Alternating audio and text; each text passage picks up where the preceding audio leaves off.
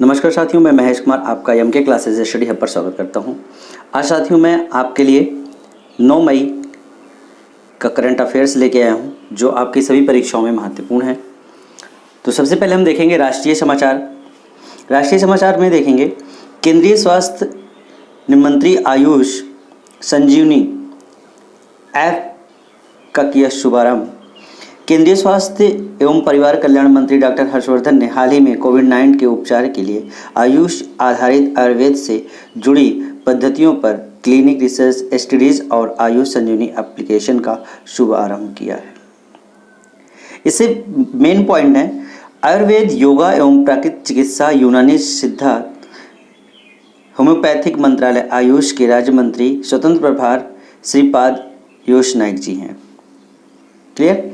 ये मंत्री का नाम बताया गया है। आयुर्वेद, योगा, प्राकृतिक से संबंधित होम्योपैथिक मंत्रालय आयुष के राज्य मंत्री स्वतंत्र प्रभार कौन है? श्रीपाद येशो नाइक जी। नेक्स्ट देखेंगे, इसका दूसरा पॉइंट है भारत सरकार ने की विदेशों से भारतीयों को लाने के लिए वंदे मातरम मिशन की शुरुआत। विदेशों से जो भारतीयों को लाने वाला कार्य चल रहा है वो कौन सा मिशन है? वो वंदे मातरम, वंदे भारत मिशन की शुरुआत की गई है। इसमें भारत सरकार ने विदेशों में फंसे भारतीयों को स्वदेश लाने के लिए वंदे भारत मिशन नामक सबसे बड़ा निकासी अभियान आरंभ किया है। इस अभियान के अंतर्गत सरकार कोरोना वायरस लॉकडाउन के कारण विदेश में फंसे लगभग 15,000 भारतीय नागरिकों को वापस लाएगी। इसका विशेष मेन पॉइंट है कि नागरिक उड्डयन मंत्रालय के राज्य मंत्री आईसी कौन है? हरदीप सिंह पुरी। चलिए इसका तीसरा पॉइंट देखेंगे, बहुत इंपॉर्टेंट है। विशाखापट्टनम गैस, तीसरा पॉइंट है विशाखापट्टनम गैस रिसाव त्रासदी जाने क्या है और इसके प्रभाव क्या हैं। Visakhapatnam gas leak tragedy Andhra Pradesh के विशाखापट्टनम में स्थित एलजी प्राइमरी प्लांट में स्टीरीन गैस रिसाव की दुर्घटना सामने आई है। ये प्लांट विशाखापट्टनम के तटीय शहर इलाके से लगभग 15 किलोमीटर की दूरी पर है। ये 15 किलोमीटर की दूरी पर है और रिसाव का कारण स्टोरेज टैंक के अंदर तापमान में हुए परिवर्तन को बताया जा रहा है। ओके, और यहाँ पे आप देख लेंगे आंध्र प्रदेश के जो मुख्यमंत्री हैं वाईएस जगनमोहन रेड्डी और आंध्र प्रदेश के जो राज्यपाल हैं विश्वभूषण हरिचंद्र। ये भी आपके लिए इम्पोर्टेंट है। नेक्स्ट देखेंगे, अगला है अंतर्राष्ट्रीय समाचार। चीन ने सफलतापूर्वक लॉन्च किया अपना नया रॉकेट लॉन्ग मार्च 5V। चीन ने सफलतापूर्वक लॉन्च किया अपना नया रॉकेट। चीन ने चांद पर लैंडिंग की योजना के तहत अपने नए रॉकेट लॉन्ग मार्च 5V को सफलतापूर्वक अंतरिक्ष में पहुंचा दिया है। यह रॉकेट वेनचोंग लॉन्च साइट से लॉन्च किया गया। ये भी आपका इंपॉर्टेंट है, कहाँ से लॉन्च किया गया है? वेनचोंग लॉन्च साइट से, जो चीन के हैनॉन द्वीप पर स्थित है। चीन की राजधानी आपको पता होगा और चीन की जो मुद्रा है रेनमिनविक है, ये भी आपको पता होगा। चीन के जो राष्ट्रपति हैं शी जिनपिंग जी हैं। ओके, अगला पॉइंट देखेंगे, पांचवा पॉइंट है ईरान की मुद्रास्फीति से निपटने के लिए अपने करेंसी बदलने का निर्णय लिया। ईरान की सरकार ने हाल ही में अपनी मुद्रा का नाम बदलकर तोमान रखने का फैसला किया है और बिल के तहत ईरान की राष्ट्रीय मुद्रा रियाल को तोमन में बदला जाएगा, जिसमें एक तोमन बराबर क्या होगा? 10,000 रियाल्स के बराबर होगा। 10,000 रियाल्स के बराबर होगा। ओके, ये भी आपके लिए इम्पॉर्टेंट है, ये भी आपके लिए इम्पॉर्टेंट है। चलिए, और ईरान की जो राजधानी है वो क्या होती है? तेहरान। और तेहरान जो है, और ईरान के जो राष्ट्रपति हैं वो हसन रूहानी जी हैं। ठीक है, ये भी आपके लिए इम्पोर्टेंट है। चलिए राज्य सरकार से समाचार देखेंगे, राज्य समाचार देखेंगे। तमिलनाडु सरकार ने सेवानिवृत्ति की जो आयु है उसको बढ़ाकर 59 वर्ष कर दिया गया है। पहले 58 वर्ष थी, अब कितना हो गया? 59 वर्ष कर दिया गया है। तमिलनाडु सरकार ने सरकारी कर्मचारियों, शिक्षकों और सार्वजनिक क्षेत्र की इकाइयों में काम करने वाले कर्मचारी सेवानिवृत्ति की आयु को 58 वर्ष से बढ़ाकर कितना कर दिया है? 59 वर्ष कर दिया है। और इस फैसले के बाद जो लोग इस साल 31 मई को सेवानिवृत्त होने वाले थे, अब वो 31 मई 2021 को सेवानिवृत्त होंगे। तमिलनाडु के जो मुख्यमंत्री हैं थिरुएडप्पाडी के पलानी स्वामी जी और तमिलनाडु के जो राज्यपाल हैं बनवारी लाल पुरोहित। चलिए आगे देखेंगे। 7वां है, इसका 7वां पॉइंट है कि मध्य प्रदेश बना स्कूली छात्रों को मिड डे मील राशन उपलब्ध कराने वाला पहला राज्य। मध्य प्रदेश बना स्कूली छात्र को मिड डे मील राशन उपलब्ध कराने वाला पहला राज्य क्या है, इसमें देख लेंगे।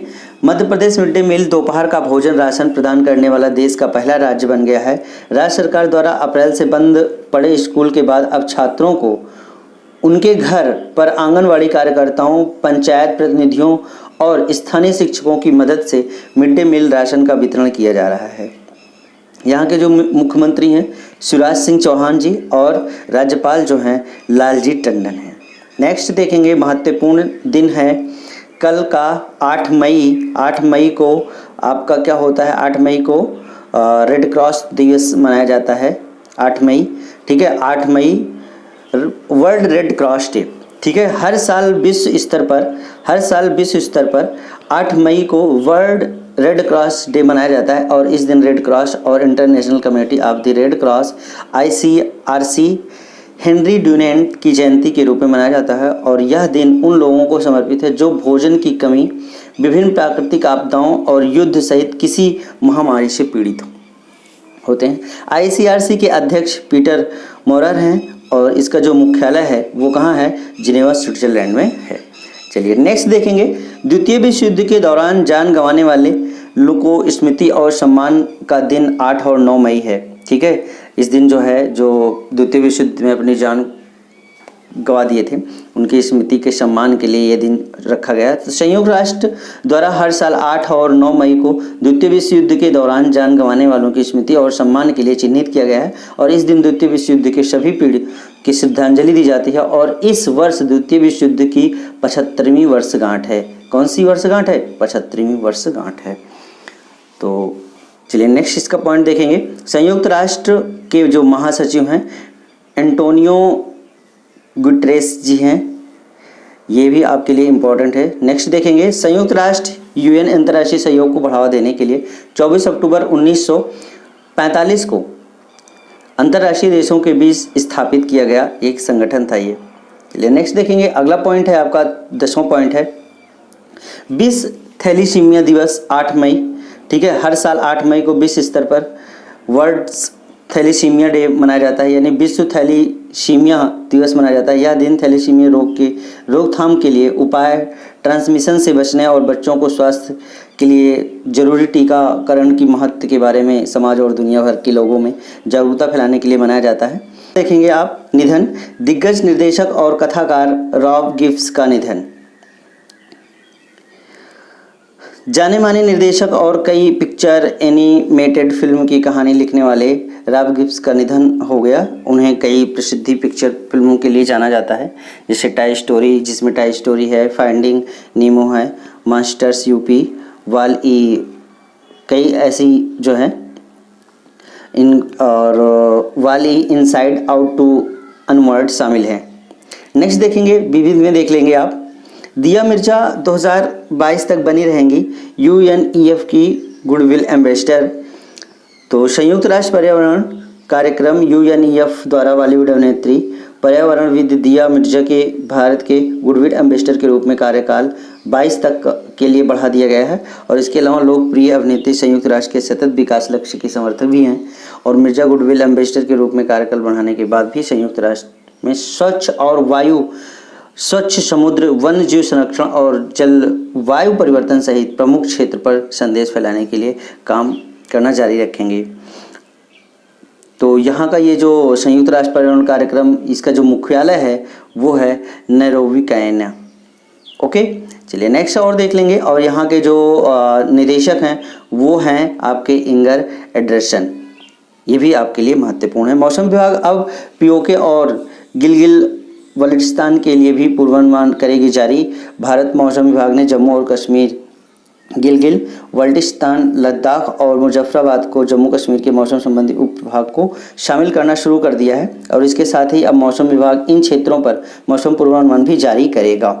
चलिए, इसका जो विशेष मेन पॉइंट है, भारतीय मौसम विभाग का जो मुख्यालय है वो नई दिल्ली है और इसका जो स्थापना है वो 1875। ओके, वीडियो कैसे लगी आप ये मुझे कमेंट में बताएंगे और अपने सभी साथियों को शेयर भी कर दीजिएगा, वीडियो लाइक भी कर दीजिएगा और चैनल पहली बार आए तो चैनल को जरूर सब्सक्राइब कीजिएगा, जिससे हमारी आने वाली वीडियो का नोटिफिकेशन आप तक पहुंच सके। और नोटिफिकेशन पहुंच सके इसके लिए आप बेल आइकन को भी ज़रूर दबाइएगा। तो